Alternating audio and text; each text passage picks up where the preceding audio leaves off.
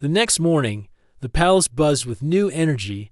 Repair crews worked quickly, fixing broken windows and cleaning shattered floors. The threat of the attack still lingered in everyone's minds, but hope was growing stronger. In the Grand Hall, preparations were underway for a special event. Word had spread Queen Serena would speak again, but this time, the entire Galactic Union awaited her message.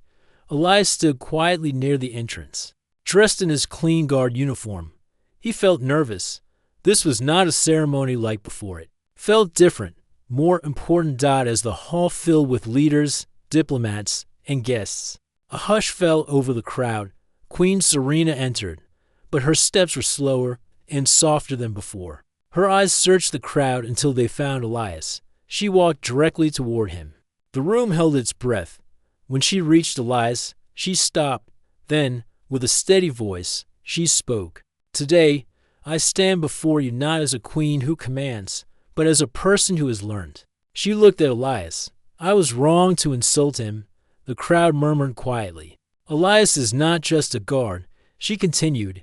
"He is a symbol of true strength and honor. He showed me courage, kindness, and loyalty, values we all should follow." She took a deep breath.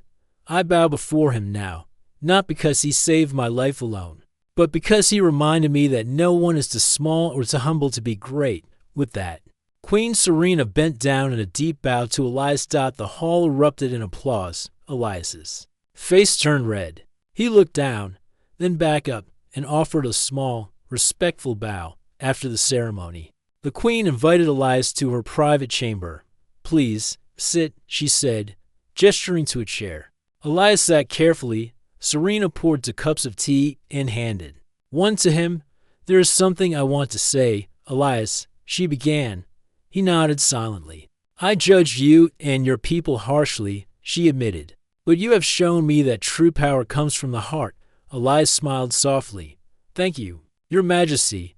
"No," she replied. "Please, just call me Serena." He hesitated, then smiled back. "Serena." They shared a quiet moment. Serena continued, "I want you to be my advisor, someone who can teach me about humility and peace." Elias blinked, surprised. "Me? An advisor?" "Yes," she said firmly. "You have already taught me so much." He looked down, unsure. "I will do my best." "Good," she said. "Together, we can build a better future." Days turned into weeks.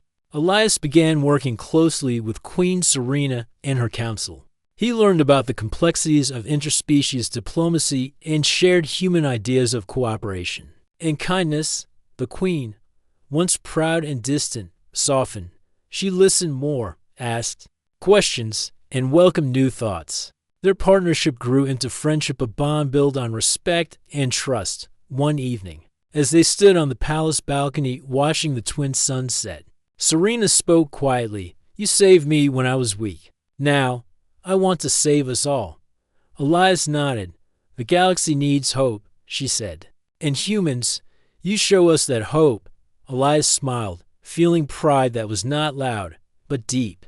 The story of the harsh alien queen and the humble human guard became legend across the stars. It reminded everyone that no matter where you come from, true strength comes from kindness, courage, and respect, and sometimes those who seem weakest can change the fate of worlds. The forest of Theta-9 was no longer quiet. Trees burned where laser blasts had hit. Smoke curled into the sky. Snow had melted into mud under the heat of alien machines. But in the middle of it all, 6 humans stayed hidden, moving fast, thinking, smart, and striking hard. Captain Eleanor Graves gave hand signals as her team crouched behind a rock ridge. Up ahead, a Valrak patrol marched slowly. The alien soldiers were tall and covered in thick armor, each carrying plasma rifles and motion trackers. They looked strong, but they were tired, confused, and scared. Private Malik whispered, "Should we engage?" Ma'am Graves shook her head. "No, they're already broken inside. We don't need to fight them. We need to make them fear the shadows." The team backed away quietly, avoiding the patrol. As soon as they reached a safe zone, Corporal Vega connected to their portable device. "I've hacked their patrol route," Vega said. We can make them chase ghosts. He uploaded false signals into the Vaurak system. Fake human heat signatures, echoing sounds of footsteps, and even scattered words spoken in their own language. An hour later, the alien patrol ran off in the wrong direction, chasing a signal that didn't exist. Graves nodded. Good. That keeps them away from the supply hub. Later that night, Phantom Echo reached a hidden fuel station used by the Vaurak. It was heavily guarded, but the guards were distracted. They kept looking over their shoulders, expecting ambushes. Sergeant Decker crawled forward and placed small charges near the fuel lines. 3, 2, 1, he whispered. The explosion lit up the night sky. Fire spread quickly. The alien soldiers scrambled in panic. But by the time they realized it was sabotage, the humans were already gone. Inside the command ship Jalter, alarms echoed across the control room. Commander Rectal stared at the screen in disbelief. That's the third fuel station lost. In 2 days, his advisor said, voice tight with fear, and still no trace of their army. Rectal growled. They must have underground tunnels. Maybe hidden vehicles. Rectal slammed a metal fist against the table. Enough. This ends now. The next day, the humans did not attack. They watched from a distance as the Vaurak soldiers turned on each other, arguing over strategy and control. Tensions were rising. They're cracking, Graves said, watching through her scope. They don't know who we are, or how many we are. Vega smiled. Want to scare them even more. He tapped into one of the Vaurak communication satellites and began sending strange messages in the alien language. Short phrases like, we are watching. You are not alone. Turn back while you can. The aliens received the messages on their helmets and ship screens. Panic spread. Some believed the humans had technology to control systems. Others thought it was psychological warfare. Some simply wanted to leave.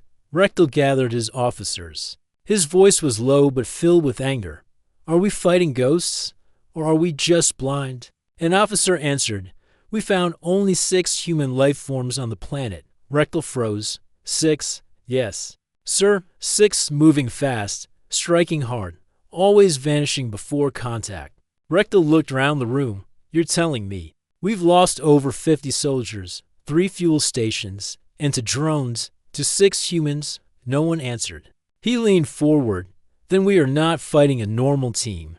We are facing something else, something dangerous, back on the surface. Phantom Echo rested in a cave behind a waterfall.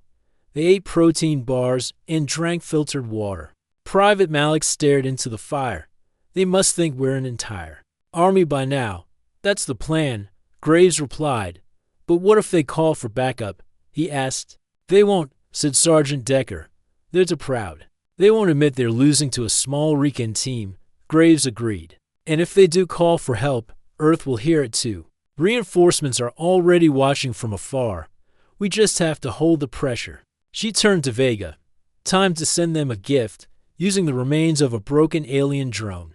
Vega created a signal loop.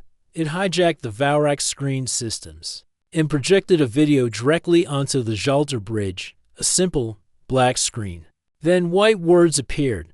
This world does not belong to you. This was only a Recon team. Imagine what the full force of humanity can do. The message played 3 times, then vanished for the first time.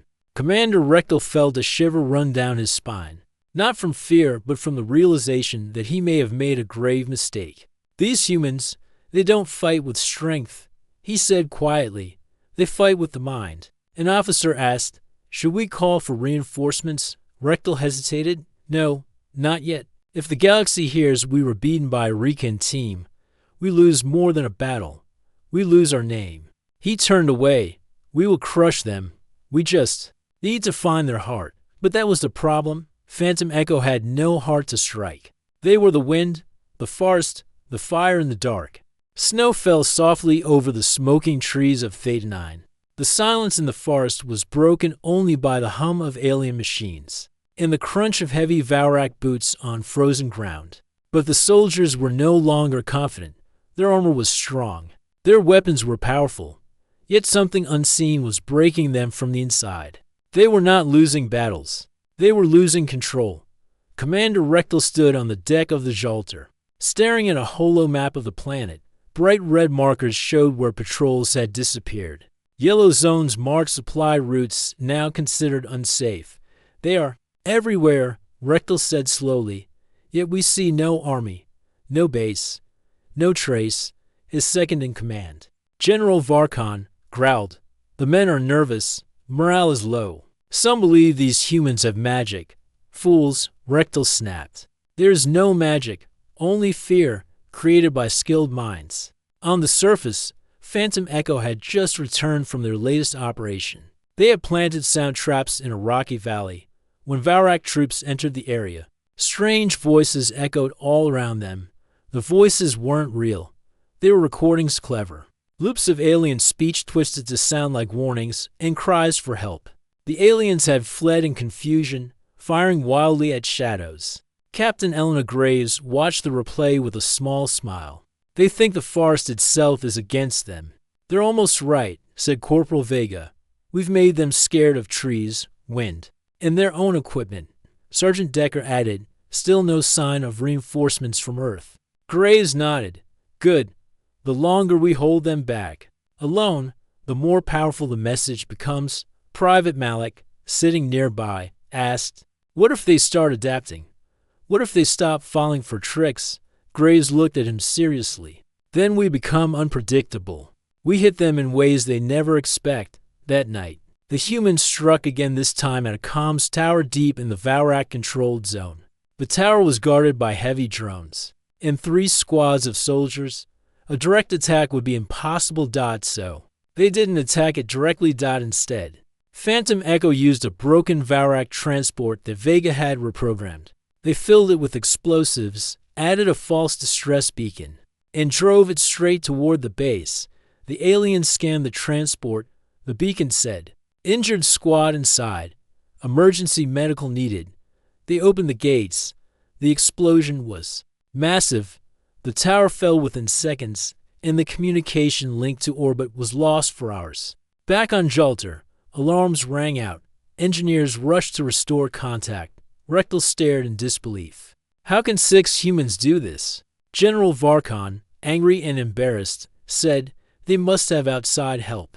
Maybe another species is hiding them. No, Rectal said firmly. This is human work. Their pattern is clear now. They fight with silence, not numbers. With mind, not might. He leaned closer to the map. They are not warriors. They are hunters. Phantom Echo set their necks strapped deep in a canyon. They call it the Hall of Whispers. It was a narrow path with natural walls of rock. The humans placed reflectors, speakers, and echo chambers to bend sound in strange ways. When a Vaurak squad entered, they heard their own footsteps behind them. Their own voices were repeated back, but twisted. Some even heard crying, others heard commands that hadn't been given. The squad fired at nothing. One soldier dropped his weapon and ran. Watching from above, Graves said, they're losing trust in each other. Vega smiled. Soon they'll lose trust in themselves, elsewhere. A lone Vaurak scout wandered far from his patrol. His name was Tilvar. He was younger than most, still full of pride, but his hands were shaking. He stopped at a river to rest. As he leaned down to drink, he saw a figure across the water. A human. It was Captain Graves. She didn't raise her weapon. She simply looked at him. Tilvar raised his rifle, but didn't fire. Graves spoke calmly. Her voice just loud enough. You're not our enemy, but your leaders want war. Tilvar stared. He had been told humans were wild, violent, and emotional. But this one was calm, clear-eyed, strong. Go back, Graves said. Tell them the truth. We are only 6. Think about that. Before he could answer, she vanished into the trees. Later that night, Tilvar reported to his commander. I saw a human. Alone. She said they were only 6. General Varkon laughed. Lies. They're trying to scare us. Rectal did. Not laugh. What if it's true? He said. What if we are being defeated by 6 humans? Everyone fell silent. Rectal stood, hands behind his back. Then it means this war is already lost. But we outnumber them. We outgun them. Rectal looked out at the stars, and yet they have broken our will. Far away, on the edge of the forest, Graves and her team watched the alien ship in the sky. Its lights flickered. Its scans were slower now. The Valrak didn't search the way they used to. They're starting to pull back, Decker said. Graves replied, not yet, but soon. One more strike, something big. Then they'll retreat, Malik asked. And then what? Graves looked into the sky. Then the galaxy will know. Humans may be small, but we are never weak. The wind howled through the frozen forest of Theta 9. The Valrak soldiers no longer marched with pride. Their shoulders were low. Their weapons stayed raised, but their hands shook. The trees were quiet, but in their minds, every shadow held danger. Above them, the great Valrak ship Jalter floated like a dark star. Once a symbol of fear, it now seemed distant and helpless. Inside, Commander Rectal stood before his officers, silent. For the first time in his long military career, he felt doubt. How many? He asked coldly. A sensor officer replied, 2. More patrols lost, a supply drop intercepted.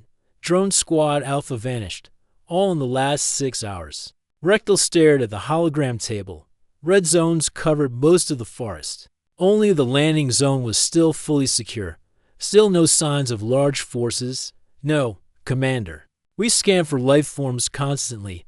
Only 6, moving like ghosts. Rectal turned to General Varkon. We are being humiliated.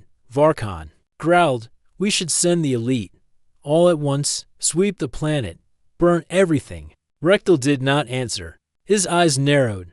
Burning shadows does not make them disappear. In the forest, Phantom Echo prepared for their next move. They had made the Valrak afraid of trees, afraid of footsteps, even afraid of silence. But Graves knew it was time to hit them harder psychologically and physically. We need to strike something they truly value, she said. Vega looked at the map. Their energy relay hub. It powers their main systems and short-range shields. Decker nodded. Hit that, and we shut their tech down. Lights, scanners, even some weapons, Malik added. They'll feel blind, exposed. Graves smiled slightly. Then let's take their eyes. That night, the human team approached the relay hub through a narrow cave system. The entrance was guarded by 2 Valrak sentries. Decker whispered, standard guards, no drones nearby. They're overconfident. Graves gave the signal. 2 silent darts flew. The guards dropped without a sound.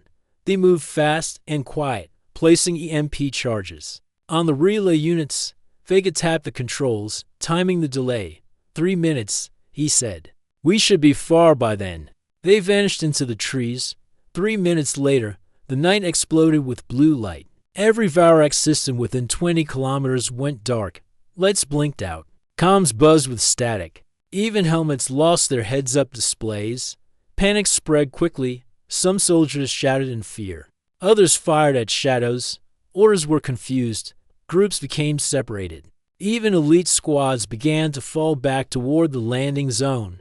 On the Jalter, Rectal watched the reports come in: system failure, sensor loss, troop confusion. They've struck our heart, he muttered. Recon shouted. We must retaliate, drop an assault force, clean the planet. But Rectal raised a hand. No, that's what they want. More troops to confuse. More chaos. He looked around the war room. This is not just a military attack. It's a message. He stared into the stars. They are saying, even your empire is weak in the dark. The next morning, Phantom Echo launched a final part of their plan. Using the stolen drone remains, Vega built dozens of small decoys, fake soldiers made of scraps, cloth, and heat emitters. They placed them in open areas with carefully timed movement patterns. From above, they looked real. The Valrak scanned the forest and finally saw what they thought they'd been hunting all along: hundreds of human fighters. Panic turned into fear. They're everywhere, shouted a Valrak commander on the ground. They're surrounding us. The message reached Jalter. Rectal reviewed the footage carefully. He watched the shapes moving, watched the heat signals. They've been hiding a full army, Varkon said in shock. Rectal looked closer. Then, slowly, a small smile touched his lips. No, he said, it's not an army. He pointed to the way the figures moved. Repeated steps, loop patterns. It's a trick. Varkon stared. How? Rectal stepped back. Because we made one mistake. We thought humans were weak. We thought they'd fight with force. He turned toward the rest of the officers. But these humans fought us with silence, with light, with fear. He clenched his fists, and they won. He gave the final order. All units, begin planetary retreat. We will return to orbit. This mission has failed. Varkon shouted. We can't leave. The Dominion will mock us. Rectal replied, no, they will learn. The galaxy will. Learn? We were not beaten by strength. We were defeated by 6 minds, on the ground. Phantom Echo watched the alien ships rising from the surface. They're leaving, Malik said softly. It's really over. Graves nodded. They'll never forget this. Decker laughed. 6 of us made an empire run. Vega smiled. And they still don't know our names. They sent a short message back to Earth. Mission complete. Enemy retreated. 0 casualties. 6 confirmed ghosts. Far away, deep in space. The message echoed through the secret human channels. Generals, admirals, and leaders read the report. No victory celebration. No loud cheers. Just one message written across the screen in bold letters. Humanity does not need armies to win. Sometimes it only needs 6. The sky over Theta 9 had turned quiet. The heavy sound of alien engines faded as the last Vaurak ships pulled away from the surface. Trees still burned in the distance, and snow had melted into black mud. But the forest stood tall again. The enemy was gone for now. Inside their hidden bunker, Phantom Echo sat around their small table. The atmosphere was calm, but their eyes stayed sharp. No one celebrated. We made them retreat, Sergeant Decker said, breaking the silence. But they'll come back, Captain Elena Graves replied. Next time, they'll bring more ships. More fire. They won't fall for the same tricks twice, Corporal. Vega checked his monitor. That's why we leave behind a story they'll never forget. Later that night, Vega began building something new. Using broken Vaurak drones, human tech, and illusion projectors, he created dozens of false signals. The forest lit up with activity fake troops, invisible energy shields, and false artillery positions.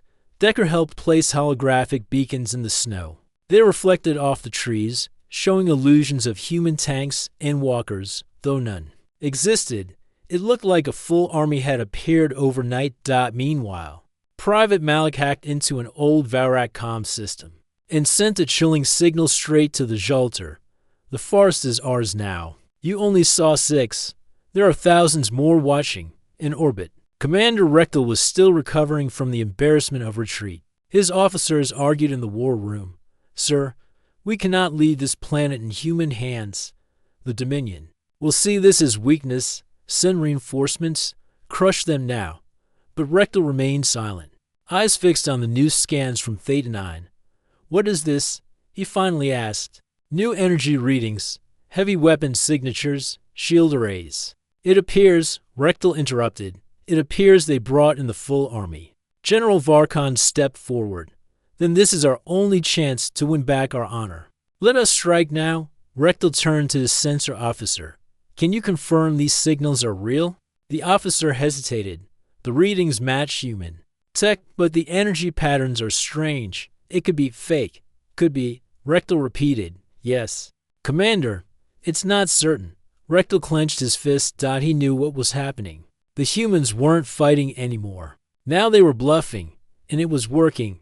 Back on the surface, Phantom Echo watched the sky from a tall ridge. The enemy ships remained in orbit, but they had not returned. Think they're scared? Malik asked. They're confused, Vega replied. They can't tell what's real anymore. That's fear, Graves added. When your enemy starts questioning everything, they've already lost. Graves took out a small device and activated Protocol Chimera. A final message was sent to every Vaurak channel. This is your last warning. Leave Theta 9. We will not ask again. In the Jalter war room, the message repeated over and over on every screen. Rectal stared at it without blinking. The human voice was clear, calm, confident. This was only a Recon team, Silence filled the room. Varkon stepped forward. This is not possible. 6 humans cannot cause this much damage. They must be lying. Rectal turned to face him. Are you sure? Yes. Then go, Rectal said coldly. Take a drop team. Land in the heart of the forest. Prove to me this is a lie. Varkon nodded and left with 20 elite soldiers. Within an hour, their ship entered the planet's atmosphere. Graves saw the drop ship coming. Contact. She said, heavy team, probably elites. Decker loaded his rifle. We can't take them head on. We don't have to, Graves replied. She gave quick orders. Release the decoys. Let up the fake army. Let them see what they're afraid of. Dozens of holograms lit up in the trees, human soldiers moving fast, tanks rolling into position. Shield domes glowing in the snow. The elite Vaurak squad landed in the middle of it. They froze. They saw movement in all directions. Laser dots danced on their armor. Warning sirens echoed around them. Even their own equipment glitched from nearby jammers. Then came the final message broadcast directly into their helmets. This is how it ends. Varkon shouted, fall back, fall back. But it was too late. Panic took over. The team ran in all directions. No shots were fired. No enemies seen. When they were recovered hours later, they were speechless, shaking, eyes wide with fear. They had seen nothing real, but they believed they had walked into a human war machine. Rectal watched the recorded footage. He saw the illusions. He saw how quickly his soldiers broke. And then he understood. We are not fighting soldiers, he said quietly. We are fighting imagination. He turned to his officers. Prepare to leave. Full withdrawal. I will face the Dominion and explain this defeat. An officer asked, what will you say? Rectal replied, the truth. He looked down at the planet. They sent only a recon team, and we nearly lost our minds. In the forest, Phantom Echo packed up. They're leaving, Vega confirmed. They've accepted the bluff. Malik grinned. So we scared a galactic empire with shadows? No, Graves said, with truths wrapped in shadows. Decker looked around. What now? We disappear, Graves answered. We leave behind nothing but a story. She looked to the sky one last time. Story the galaxy will never forget. The Vaurak fleet drifted away from Theta 9, their ships growing smaller against the dark sky. Commander Rectal stood silently on the bridge of the Jalter, watching the stars fade behind the retreating vessels. His mind was heavy with thoughts he never expected to face. He had fought many wars. He had crushed countless enemies. But this time, it was different. 6 humans. 6 small shadows in a vast forest. They had defeated a great empire without firing a single massive strike.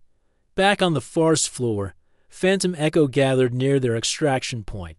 The last embers of their hidden camp glowed softly in the cold night. Captain Elena Graves looked up at the sky, her eyes reflecting the distant stars. We did what many thought impossible, she said quietly. Private Malik grinned. We scared a whole empire with just 6 people. Graves smiled, but her voice was steady. We didn't scare them. We showed them the truth.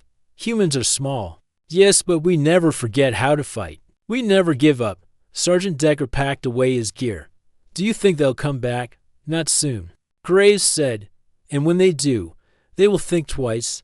Meanwhile, far across human space, the story of Phantom Echo was told quietly.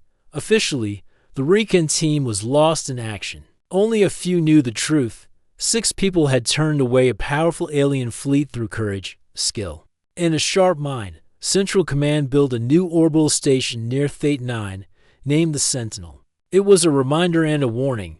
Earth was no longer a weak planet to be ignored. Back on the Jalter, Rectal prepared his report for the Vaurak Dominion Council. The great leaders of the Empire would hear his words with shock and disbelief. He began his message. We sent a fleet to claim a simple human colony. We expected a quick victory. Instead, we were outwitted and outplayed by 6 individuals. They fought not with numbers or weapons, but with strategy, stealth, and unbreakable will. We underestimated them. That was our greatest mistake. The council was silent. No leader wanted to admit defeat, But the evidence was clear in the Vaurak homeworld. Whispers spread. Some spoke in fear, others in respect. A Vaurak elder said, "They are small, but they have the heart of a star. We must watch Earth carefully." Young warrior nodded. "We fought ghosts. Next time, we will be ready." On Earth, Captain Graves and Phantom Echo received new orders. The war was far from over. Humanity would meet more enemies, face larger threats. But this mission had proven one truth. Humanity was never weak. They were clever. They were strong. They were united by hope, courage, and the will to survive. Graves looked at her team. "We are the first line. The shadows of Earth. The echoes no enemy forgets." They disappeared into the night. The final scene shows the new orbital station, the Sentinel, glowing quietly in space. Its powerful sensors scan the stars.